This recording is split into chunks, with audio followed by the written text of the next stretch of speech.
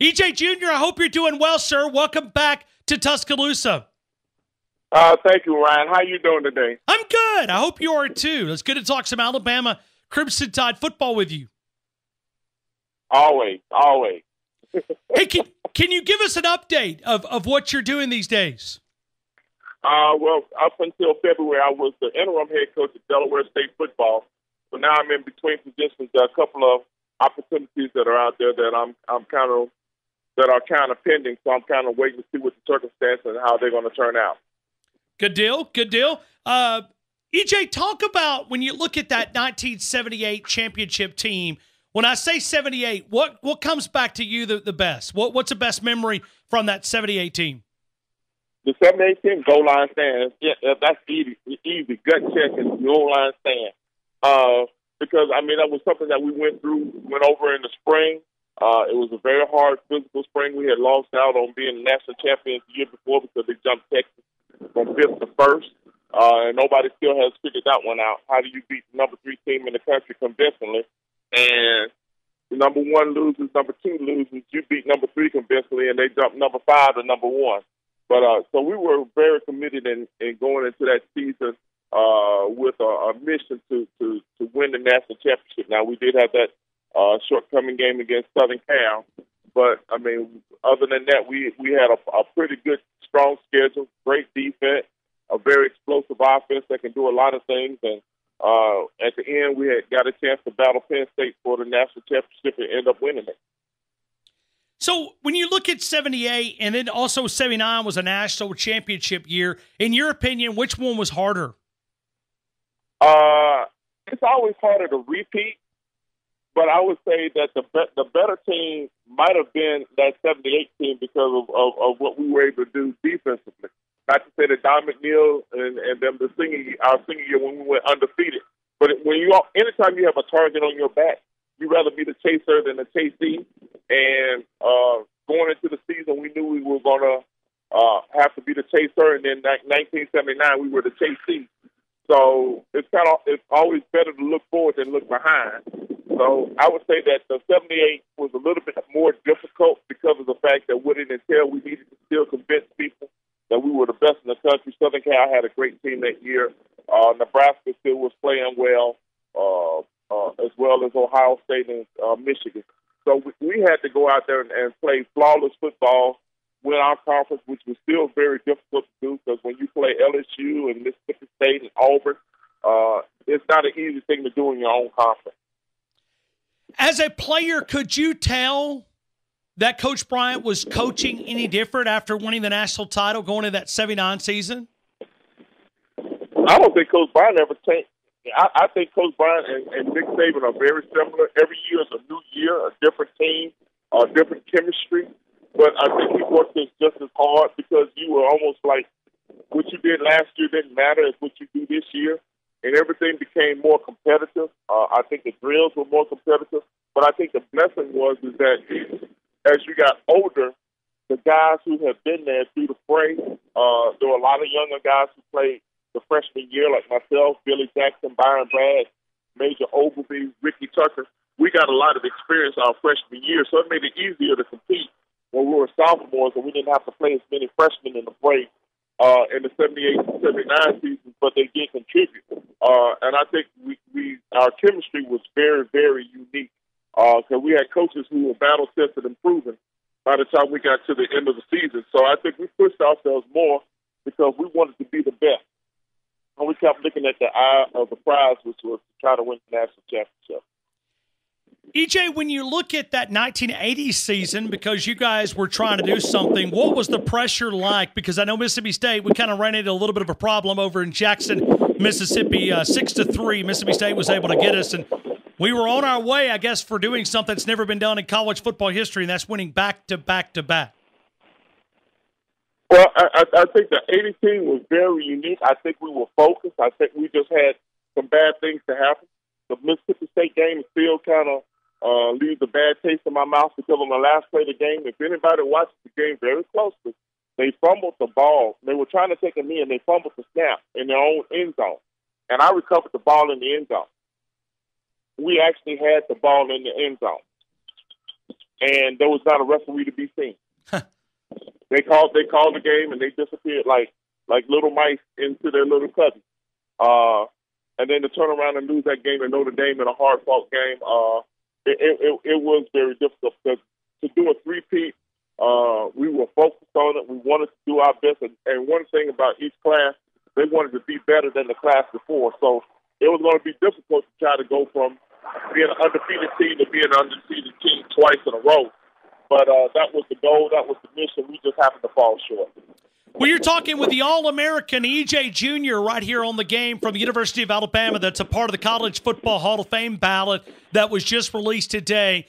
E.J., let me go back to where it all started there in Nashville, Tennessee, as far as high school there, Maplewood High School, choosing the University of Alabama. Can you walk us through getting recruited by Coach Paul Bear Bryant, maybe even the coach that individually recruited you, the assistant coach to the University of Alabama? Can you walk us through those days? Well, back when I was being recruited, I was one of the blue chippers coming out of in the country. I had a very high GPA and a very high ACT score that made me very attractive. The coach that basically spent most of the time recruiting me was Coach Ken Donahue. Now, here's a little story behind all this. I didn't want to go to Alabama. I really didn't. I really hated Alabama in a sense because of the racial tensions that were going before with Governor Waller, and that kind of set me on a negative track. But it was Coach Bryant who called my mother, and my mother's a retired principal, and I spoke to her earlier today. It was kind of funny. She still has the same tone that we're going to talk to this man. And so when I got on the phone with him, he said, I'm going to promise you two things. I said, what's that, Coach? He said, first, I'm going to promise if you come to the University of Alabama, you're going to get a quality education. And then the second thing, when he asked me, he says, I'm promised if you come to Alabama, I'm going to work your tail off. And I hesitated and I paused because I'm like, that kind of took me aback. So I thought he was going to say he was going to make me an All-American or All-Conference player. And I said, keep talking, Coach. So the more he talked to me about the university, the more interested I became. And I took an official visit and loved what I saw from the university. It was just, to me, I was purposed to go to Alabama. So, and it's been a blessing ever since. Where were you going if you had not chose Alabama? Where were your favorites? I would say Tennessee was at the top of the list at one time, but they fired Bill Battle, who ended up becoming a good friend of mine. He ended up being the athletic director at Alabama years afterwards, and we stayed in touch. But it would have been Georgia Tech and Morehouse on a dual degree program. EJ, how often do you catch yourself doing things that Coach Bryant instilled in you? All the time as a coach. Between him, Sylvester Croom, and Ken Donahue, I think I imitate all three of them pretty well in my meetings because I'll say something and the players will look at me like I've lost my mind because it didn't make sense to me when I was playing for Coach back in the days. But then when you think about it, it does. But everything was to try to get us prepared for life after football. It wasn't necessarily about football. Everything had a meaning. Everything had a purpose. Everything had a design to what was being said, what was being taught, to help us become better men. And becoming better men helped us become better football players. So those philosophies, those things the little things that they would teach us helped me grow. And I use a lot of those tools when I coach and teach and pray that I pass down a lot of the knowledge and wisdom that was passed to me as a player to this future generation. Well, you're talking with E.J. Jr. We're talking about his playing days at the University of Alabama. E.J., talk about what it means to be on this ballot of the College Football Hall of Fame and to be recognized for your playing ability and to be when I look through and see all these great players, to be selected to even be on a ballot is certainly recognition for your playing days. And the University of Alabama selected you to be on this ballot. That has to be a tremendous honor. It is a very, very high honor. It's considered being one of the best that ever played on that level. And this is my third round going through it. I've been nominated twice before. And I played it a third time as a charm. But when you think about the guys that I played with, the guys that I played against, the guys that are in there, and then just looking at some of the guys that are on this list, like I played against Eric Dickerson, we're good friends. I see guys like David Pollock. I've seen him play. Names like that. When you see those kind of caliber guys, that wow, I'm actually being considered with these great players, and it's very humbling. But even to a bigger degree, I wouldn't be where I was if it wasn't for those guys that I played with. So a lot of the credit really goes to those players that I played with from 1977 through 1980. The Barry Krauses, the Marty Lyons, the Major Ogilvies, the Byron Bragg, Don McNeil, Dwight Stevens, the great coaches like Sylvester Croom, Jeff Rousey, Bill Oliver, Mal Moore, Coach Bryant. Those men developed me and gave me an opportunity to just do my job. And when I did my job, everybody else made me look good. EJ, let me ask you from an Alabama perspective, what do you see that – I mean, think about this. Nick Saban has been able to win 5 out of the last 9 years. 5 out of the last 9 years. Pretty incredible what Nick Saban has been able to do here at the University of Alabama. Well, Nick is very driven, and I give him a lot of credit for the success that he's had at the University of Alabama, but it still comes with first of all, being able to get great players to come play, getting them all on the same page, get out of the me mode into a we mode, developing that chemistry, and then executing a game plan based on week in and week out results. Now, they've had some glitches, and there are times that it looks like we were going to fall short, but to continue to hold the reins and still keep them moving forward, trying to overcome the adversity, help them grow through those processes. There's a great similarity between Coach Bryant and Coach Saban in the way that they build championships. I don't know what the scholarship limits were back when we were playing. It seemed like we had scholarships forever. But with all the rules and regulations now that they have in place for Division 1A football, it makes it that much more difficult. And then there's a bigger pool of players wanting to go to various universities, which makes recruiting more difficult. I think Nick has done a great job with his staff and the university because of the tradition that has been set beforehand. They maintain and they continue it. And I'm very proud of what they've been able to do, and I'm praying for continued much success.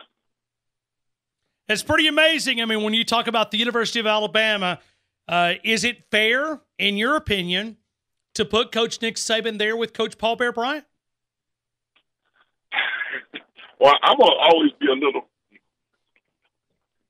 I'm gonna always be a little bit biased because I played for Coach Bryant. Sure, you should be. You should be, and we accept that. But you know what, Coach Saban has earned what he's earned.